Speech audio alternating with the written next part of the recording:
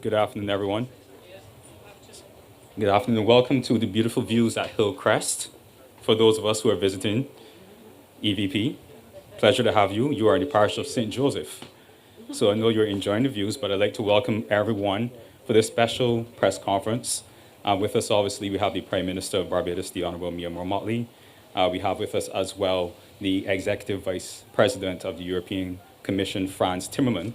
We have the Minister of Foreign Affairs, the Honorable Kerry Simmons. We also have with us the Minister of National Beautification and Environment, the Honorable Adrian Ford. Permanent Secretaries, distinguished guests, welcome. From here, I'll turn over to the Prime Minister and to the EVP to deliver remarks, after which we will have an engagement with the media. So without much ado, I turn it over. Thank you. Thank you. How are you, Maria?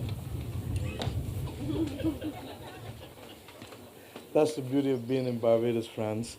Let me welcome our guest, my dear friend, colleague, partner, especially as we fight to make the world a place where lives and livelihoods can thrive. Frans Timmermans.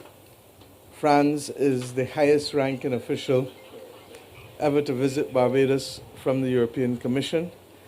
And I say to him, thank you for making it. We have been working outside of Barbados in the vineyards together, but coming to Barbados today, he has been able to see how the climate crisis has affected us in real terms.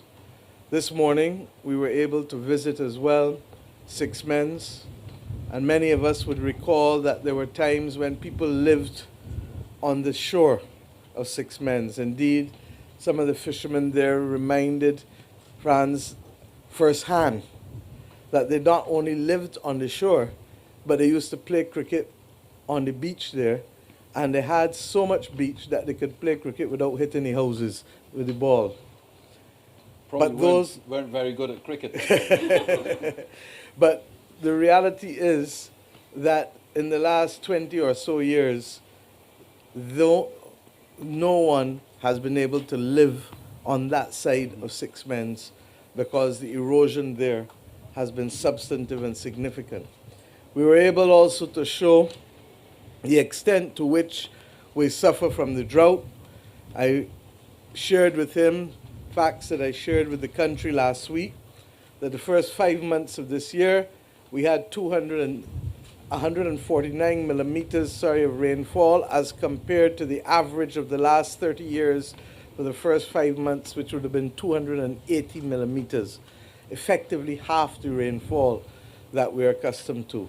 I shared with him how we are having to pay to truck water to people in St. Lucie and Montpoyer and Spring Hall and in other parts of the country, and that these are the real things that we speak about.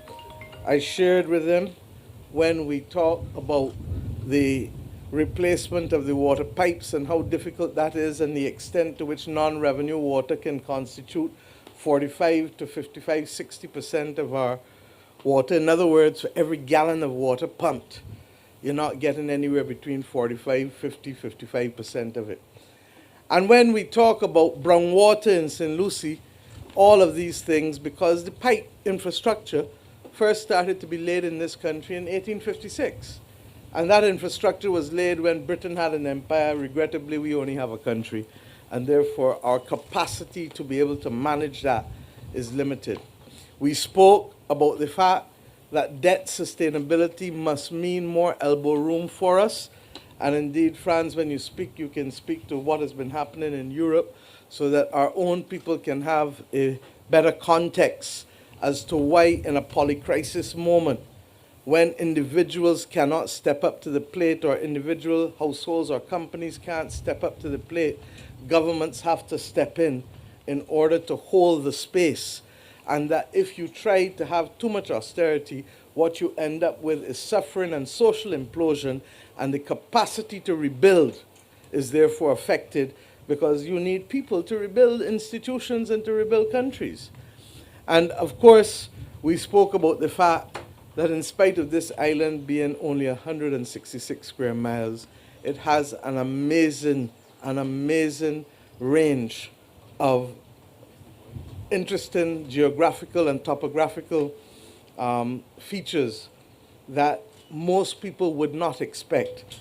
And therefore, we thank him for coming and seeing firsthand, because you can't really explain what 166 square miles can contain, not from the friendliness of the people right back through to the splendiferous, it's a Bajan word, don't worry, splendiferous nature of our geography. I want to thank him, as I said, for coming, because the world is reaching an inflection point. It really is. And if we don't get it right, regrettably, the concept of climate migration as we know it in 6 months will be child's play to what we will have to face across the world. We are fighting through the Bridgetown Initiative to be able to have a new deal with respect to how we can access money to be able to build in a more resilient way. Because for every dollar we spend now, we save $7 in spending if we were hit and damaged by a climate crisis. Our ability to adapt and become more resilient, that's why you hear us talk about from roofs to reefs. That's why you hear us say that, look at that house over there, that's a hip roof. Don't mind that that is right on the coast. That roof will stand because of how it is engineered, and its overhang is minimal. But if we go and build as we were doing for 50, 60 years, as you see with other chattel house roofs, the flat roof, it will peel off like sweetie paper, as I saw happen in Jamaica with Hurricane Gilbert, regrettably in the late 1980s. Today I also leave Barbados tonight, late tonight, because the next 2 weeks is going to be a grueling roadmap for us on being able to achieve a number of things. We go to Geneva, well, we go to London first tomorrow, and what I'm doing here with Mr. Timmermans, we will have the opportunity to do with all of the British High Commissioners and Ambassadors globally who have been brought together to London, and they've invited me to speak to them, particularly on the Bridgetown Initiative and our ability to be able to get this new financing deal, not just for Barbados, but for the world, whether it is increasing the capital of World Bank and other regional development banks so that they can lend us at affordable rates to put in water pipes, to do the coastal preservation, to ensure that our aquifers are not the only thing we rely on, particularly when the saline activity becomes too high. After I meet with them, I then meet with His Majesty the King in order to be able to celebrate the contribution of the Windrush generation. And we all know what has happened in the last few years where they felt completely ignored and almost disenfranchised, and therefore this gesture to recognize their work in the building of Britain in the 20th century is important to us. And then I go to the ILO to speak on the future of work at a time when artificial intelligence seeks to threaten our ability to be able to maintain jobs. AI unregulated can be a serious threat as much as it can be a tool.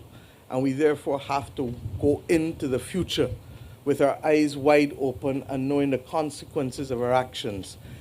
Members of the public may remember that we are also still president of UNCTAD, and therefore we have some obligations and duties both with UNCTAD and WTO. And then I go to Ghana, to the Africa Exim Bank, where we will be looking to meet with them. In fact, next month, the Africa Exim Bank will open its offices in Barbados as the regional headquarters for the Caribbean and the Americas. And it is a significant conferral of confidence on the people and the country that they have chosen us to be that location from which to do the work. And then we go to the Paris Summit.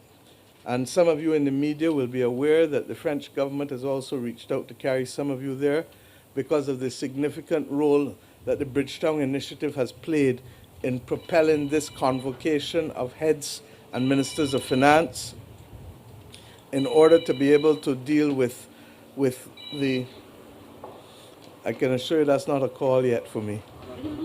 In order to be able to deal with getting elements of the Bridgetown Initiative accepted. Today, we can report that there are a number of countries who are now looking at the natural disaster clauses. And what does that simply mean?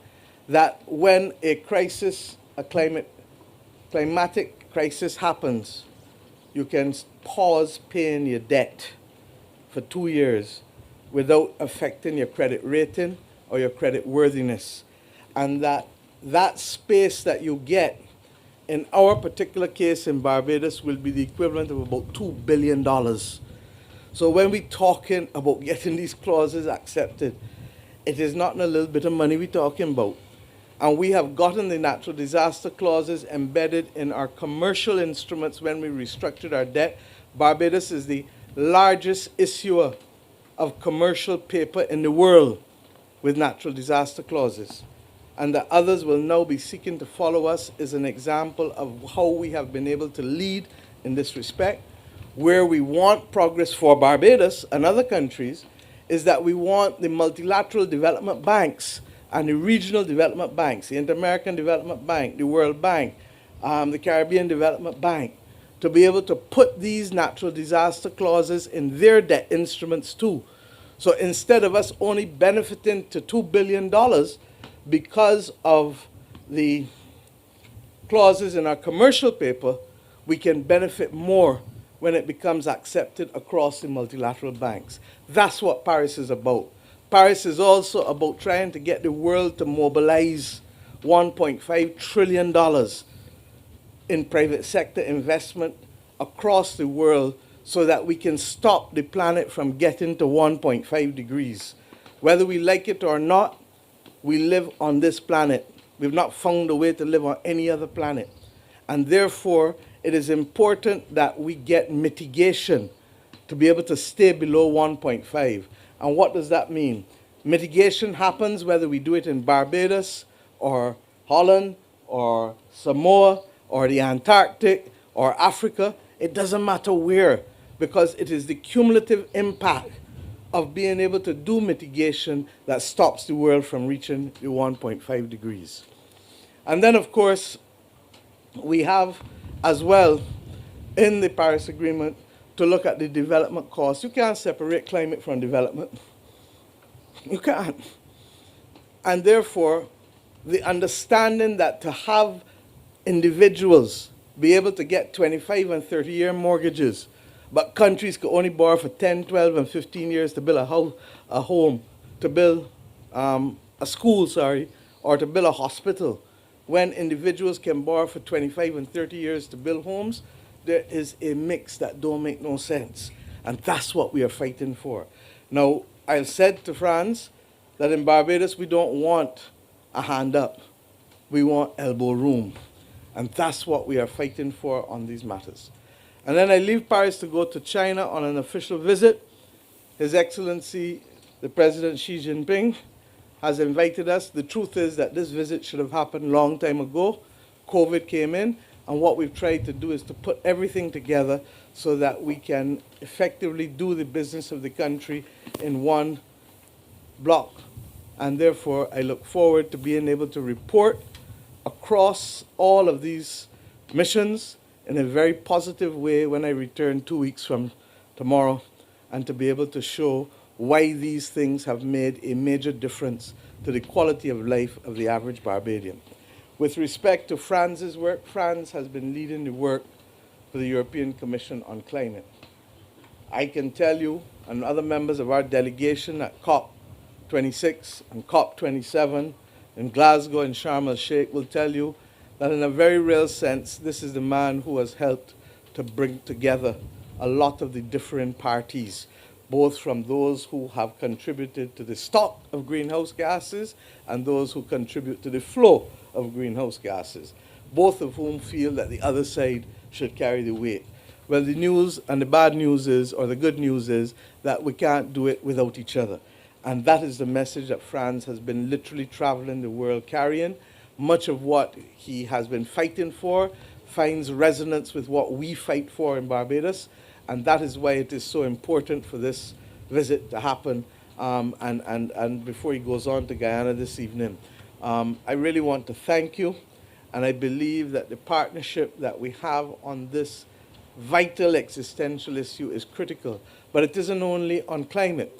I keep making the point that almost every major issue that can topple this country and that can topple the well-being and welfare of households in Barbados and businesses, while we have control over a few things, and this evening I'll speak about one of them at the opening of the Small Island Development States Conference for Ministers of Health. Yes, we have control over our body, what we eat and how we exercise, and how we behave. But beyond that, the climate from outside, the money we got to spend on that for water and for rebuilding, and the reefs we don't have control over. And Dr. Brewster is here, and he will tell you how much we are having to continue to spend, not just now, but from the 1980s coming through. We don't have control over the pandemic. We didn't start it, but we were victims of it. We don't have control over the antimicrobial resistance that you keep hearing me talk about. Everybody know you're going to the hospital, you get an infection, person all of a sudden gone down dead, boom, because the antibiotics not working the same way. We don't have control over the fact that too many guns are being made in this world. We don't have control over the price of oil. We don't have control over the extent to which that propels inflation.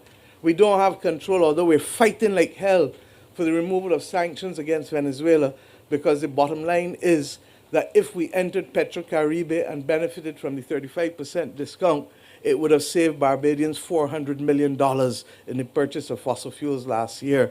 And by extension, it would also have saved us in the money that we had to use to subsidize households to be able to buffet them from the inflation that is there.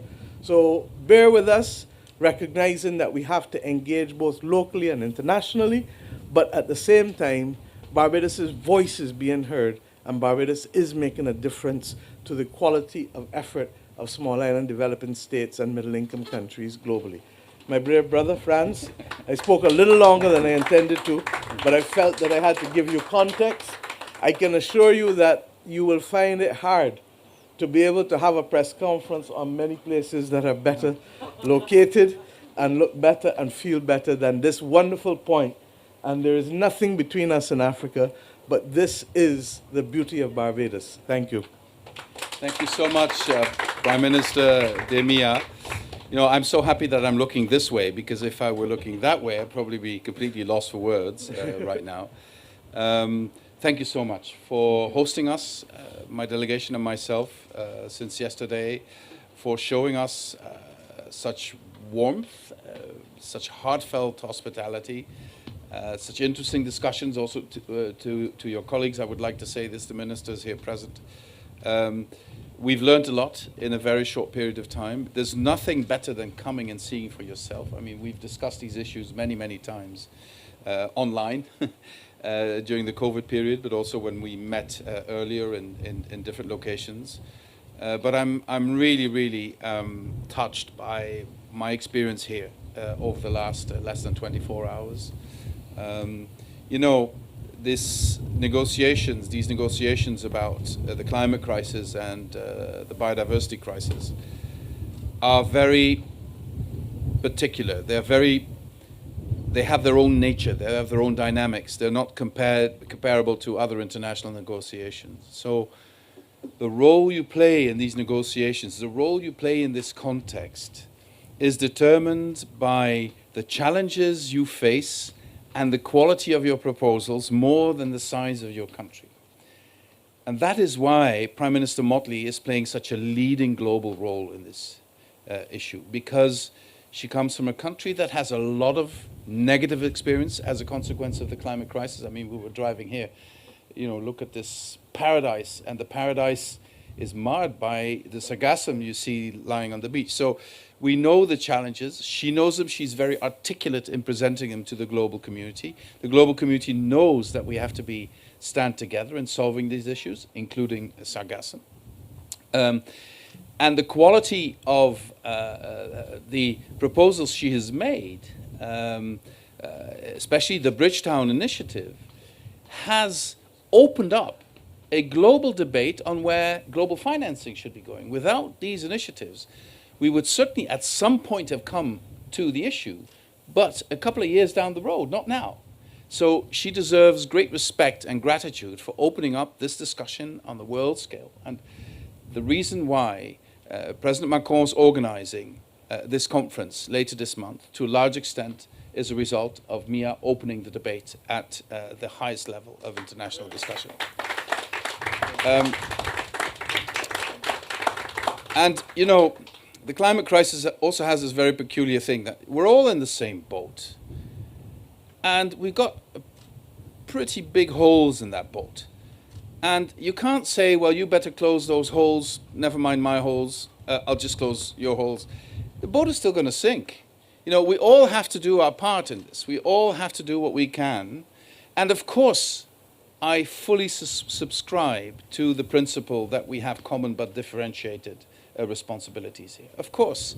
And of course, a country like Barbados, with such a low carbon footprint, cannot be held accountable for what other industrialized nations have been doing for a very long time, like European nations. But also, even if you look at it historically, China is now the second largest emitter on the planet, historically, and practically the biggest, of course, with 30% of emissions. So if we have a discussion about the need to put finance on the table for adaptation, the follow-up we need to give to loss and damage, existential issues, we cannot forget about the need to reduce global emissions. The onus is on the G20 countries. They are the ones causing 80% of emissions, but they also have to be put before that responsibility. And we as Europeans will also have to take that responsibility. And the things you can watch here on this island pertaining to the climate crisis can help the global community come to terms with the need to act. And let me just focus on sargassum for a minute. This is a huge challenge to almost all coasts on the Atlantic, of the Atlantic Ocean. Yep. And it's increasing. And the rising temperatures of the ocean is probably going to lead to a further increase of this problem. It's not going to go away by itself. And we need to find solutions to make it manageable. And I think if we can put our minds to this and look for ways in which we can come up with solutions that turn sargassum from a problem into perhaps an opportunity. In some places they're building bricks with it. In other places they are looking whether they could be used in the energy mix, et cetera, et cetera. We have to look into these solutions. But even if we don't find these solutions to use it in a positive way, we have to find solutions to reduce its impact. And that is, I repeat, a global responsibility. This cannot be left only on the shoulders of those countries who are, like Barbados, experiencing the primary effects of it. So here is an offer from the European Union to work together on this and to also use the next CELAC summit to make this issue the very topical issue for the Caribbean. And I believe that could help us foster this bond even stronger. I have to say that if I look back, I've been in the business of international relations and European affairs for a long time. I've also been foreign minister of the Netherlands. I think it's fair to say that the relationship between the European Union and the Caribbean is now better than I've ever experienced in the last 20 years. So this is an opportunity we should not let go. And it also, if that relationship is so good, it also means a responsibility on both sides to even improve it. And I fully feel that responsibility from the European side. And I fully respect countries on this part, and on this side of the Atlantic, saying, well, then we need to see where's the beef. Not literally, but you know what I mean. How can we be sure that you also deliver? And I think that's a fair point. And that brings me to the fundamental points Prime Minister Motley has been making about global financing. Yes, we are in a polycrisis, which might turn into a perma-crisis.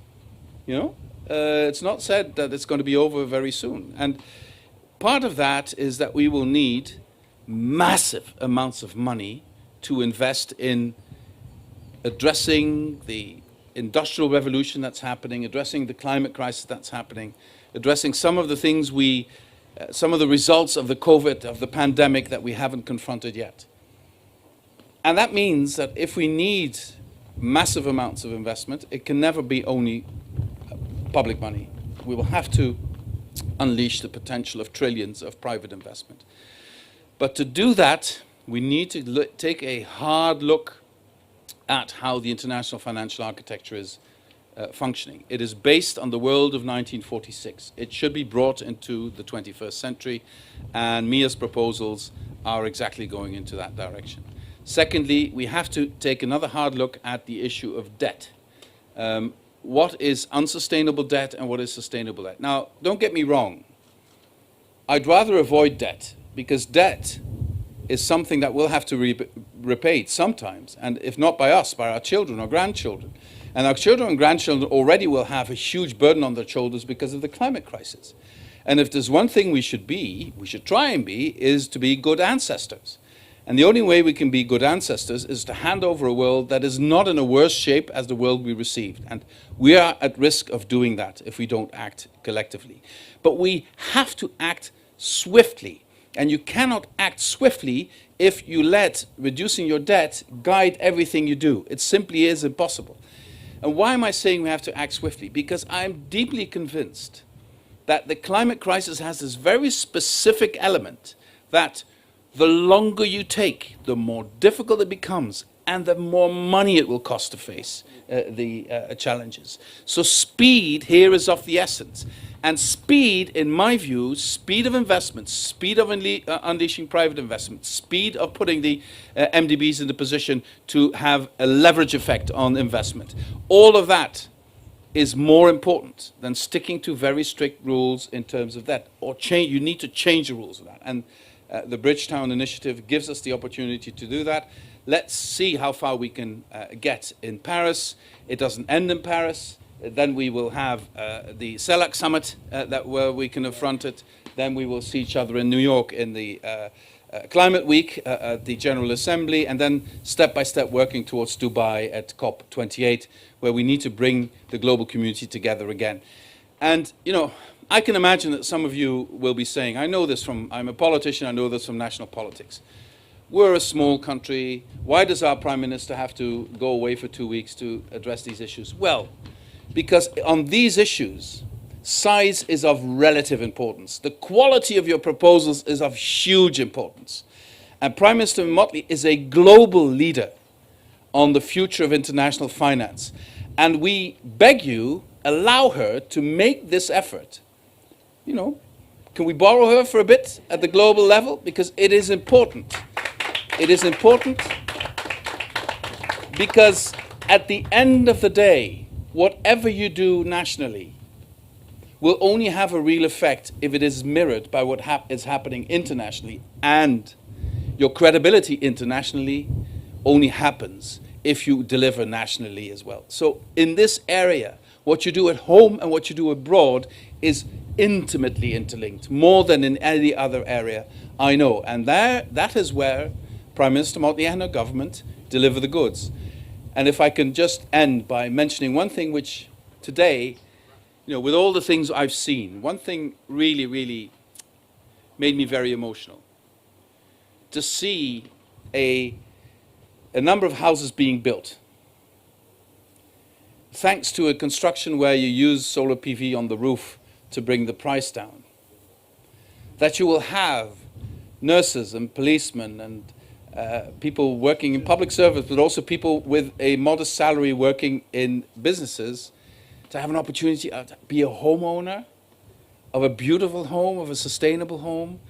That really touched me more than anything else. I know I wasn't here to look at that, but social housing for me is one of the elements which brings hope into people's hearts, which creates optimism for the middle classes, which helps societies understand that they need to stick together. And I want to thank Prime Minister Motley for that beautiful example. Thank you very much. Frans, I want to thank you, and I want to thank the ambassador as well for the EU and all of the team in Barbados who have been working with us. I think I've said publicly already that when the pandemic hit, the loan from the European Investment Bank is actually our cheapest loan on our books now, came to help us build Harrison's Point and to help us repurpose and restabilize our health sector. And as I said, we're not asking for a hand up, we're asking for elbow room. And the last part of the Bridgetown Initiative, which you spoke on so eloquently for me, is the issue of debt sustainability. Because we all know that you can't get out of poverty without a little loan.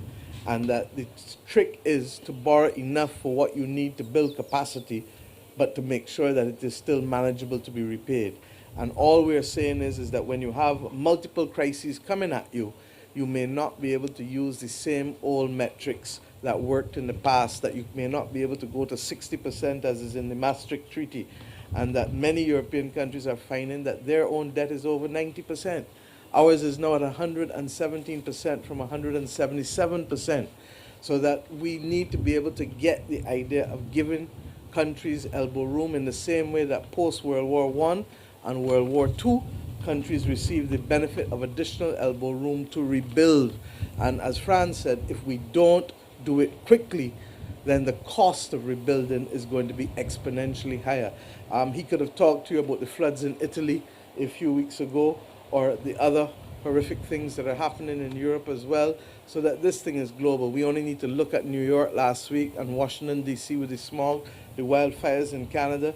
This is not normal.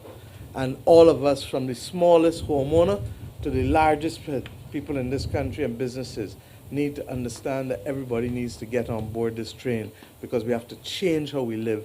We have to change what we do if we are going to make it easier for our children and grandchildren and great-grandchildren to live on planet Earth. Are there any quick questions before we wrap up? You all good, Maria? You all good? We talked enough. Thank you. God bless you. God bless. Thank you very It's much. a rough day, because you will see me again this evening at the SIDS conference. Dr. Tedros has flown in, the head of WHO, as well as the head of PAHO. So Barbados is busy today. Thank you.